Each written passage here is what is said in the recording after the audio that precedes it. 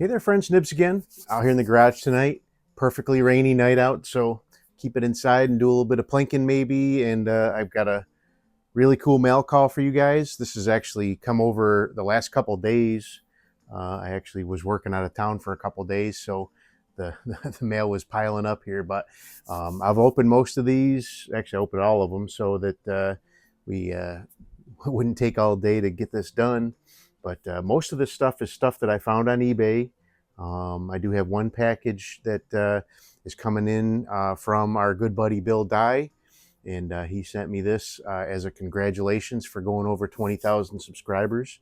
I really appreciate that, Bill. We'll check that out in a minute. Maybe we'll save that one for last. Stick around; it's pretty cool.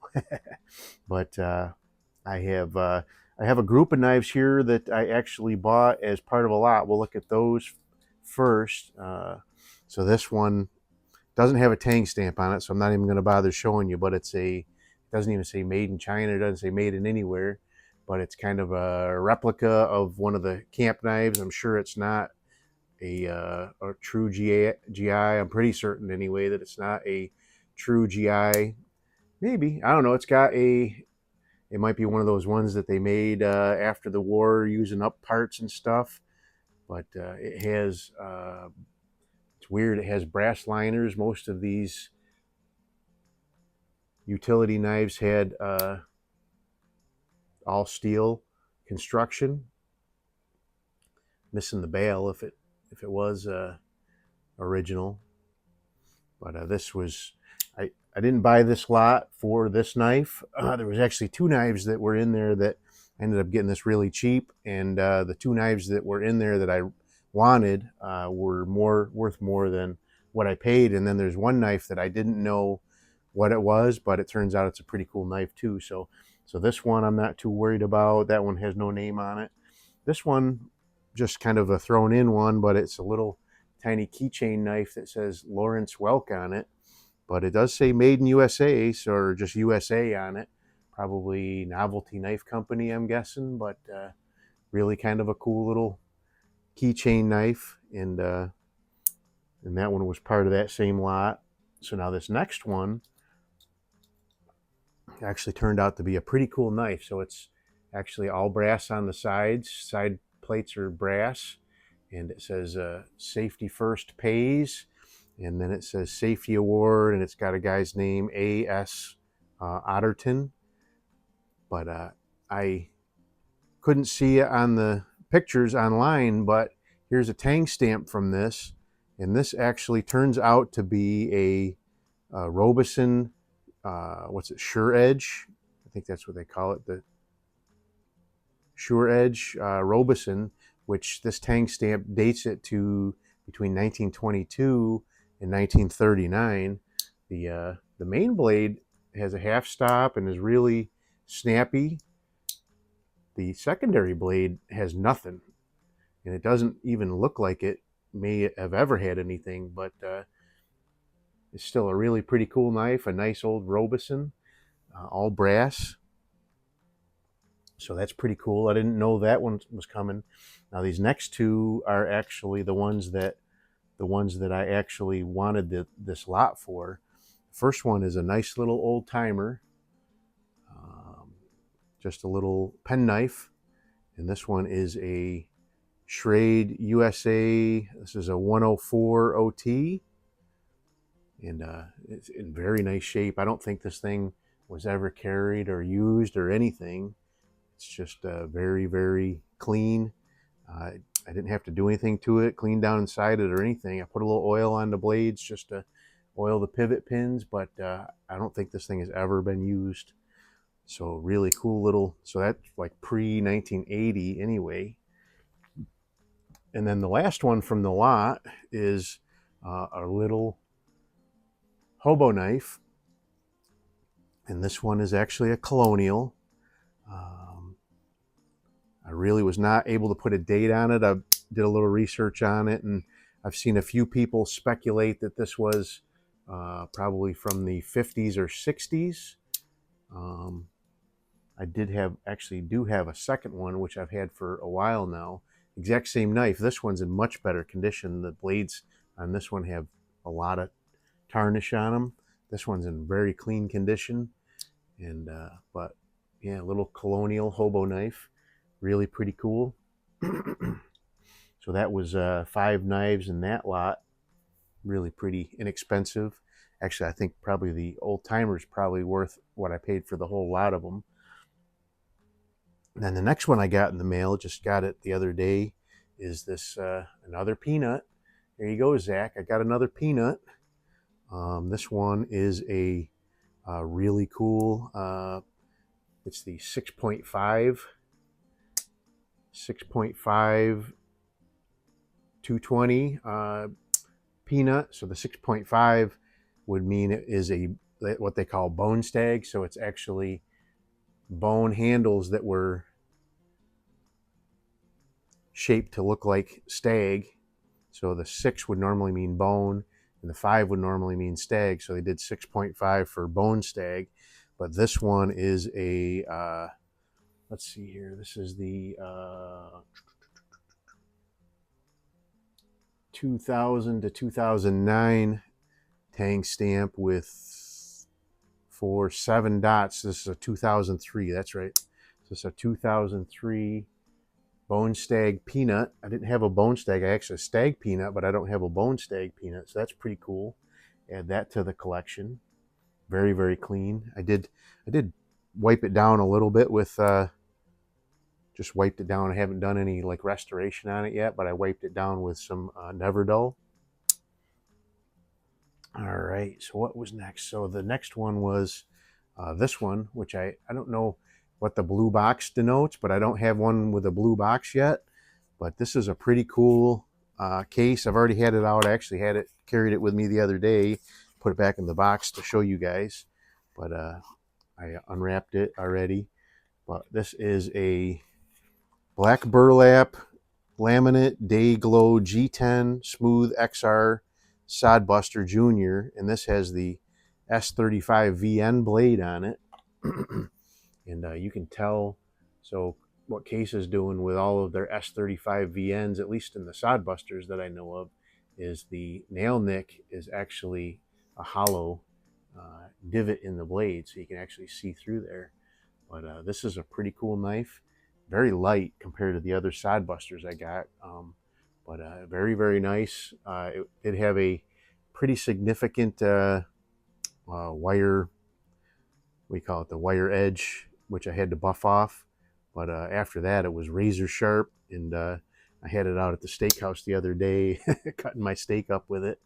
And really cool. So this is 2005, or 2025, sorry, vintage. And really cool. So that's actually, they call it, that's micarta handles and G10 liners. So that's pretty cool. So now the next one is, apparently I'd bought from this guy before because he had put in that inside the box, thanks for multiple sale or purchases.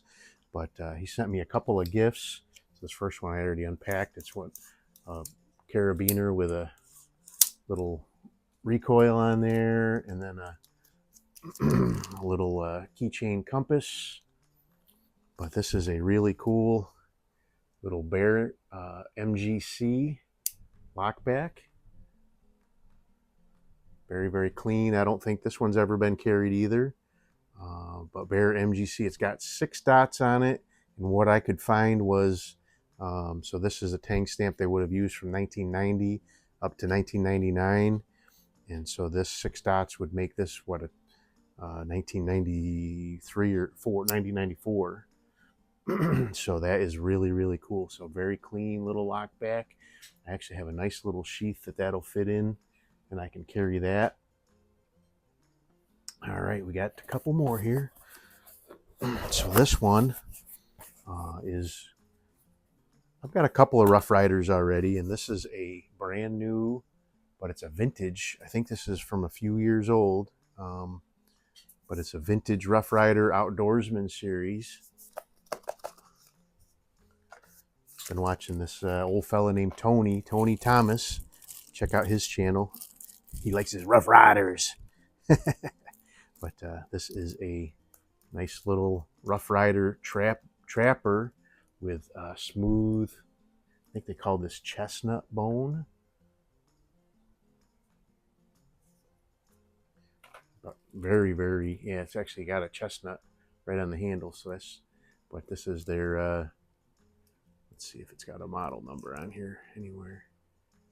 RR 777. So it's a RR 777 trapper, about the same size as a Case mini trapper, which is not mini. It's a decent sized knife, but that is very, very nice. Never circulated, and it, I believe this is an older pattern of theirs. All right, we're getting down. I got two more. So this is a really cool one. This is one that actually just came in today. I found this on eBay, and when I first saw the title of it, I got real excited. It said it was a New York Knife Company knife, but before I bought it, I actually did a little bit of research on it, and I'm still pretty excited about having it because here's the tang stamp from it, but the tang stamp is a reproduction of a 20s vintage New York Knife Company, but this was actually a knife that was commissioned by the research I did on it. I actually found some really good information on it, but this is a knife that was commissioned by Smoky Mountain Knife Works by Bear back in the 90s, and it is a genuine stag handle muskrat, and so it has that New York. So this is a very, I've seen a couple more of these for sale, and but these are fairly uncommon. They're not, I wouldn't classify it as rare, but it is a very uncommon knife, and very, very well made knife, and but has the two identical muskrat blades. I really like the muskrat. I've got several now, and really, really cool. But it was made in USA. All right. Last one is the one that came from Mr. Bill. So he sent this over, like I said in the beginning, as a congratulations. He ordered this through Smoky Mountain Knife Works. But it is a Red Ryder kit. So double whammy there. I love my knives. I love my Red Ryders. They're all right here. But it's got a lot of cool stuff in here. It's got a little Red Ryder safety handbook.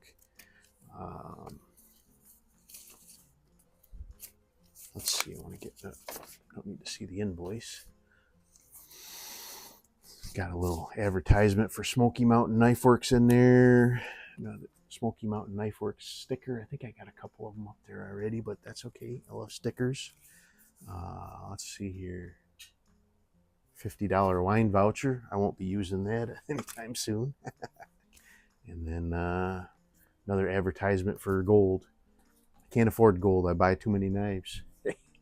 But so this is a Red Ryder brand knife kit, and I've had this open. This is a really cool knife. All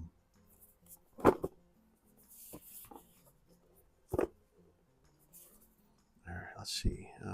Red Ryder and Little Beaver are trademarks, copyright of Red Ryder Enterprises. So is this affiliated? It looks like the same font as the Red Ryder Daisy Red Ryder BB gun. I had it open already. Why don't you come open now?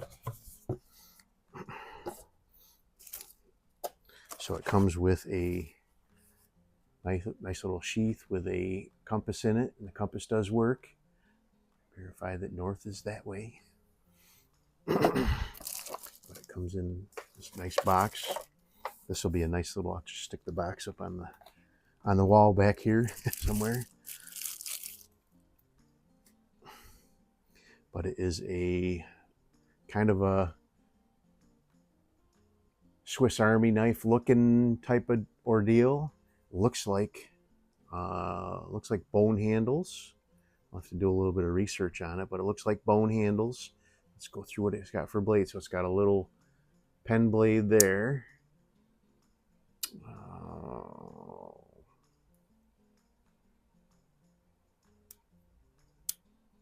Where's the nail nick for that one?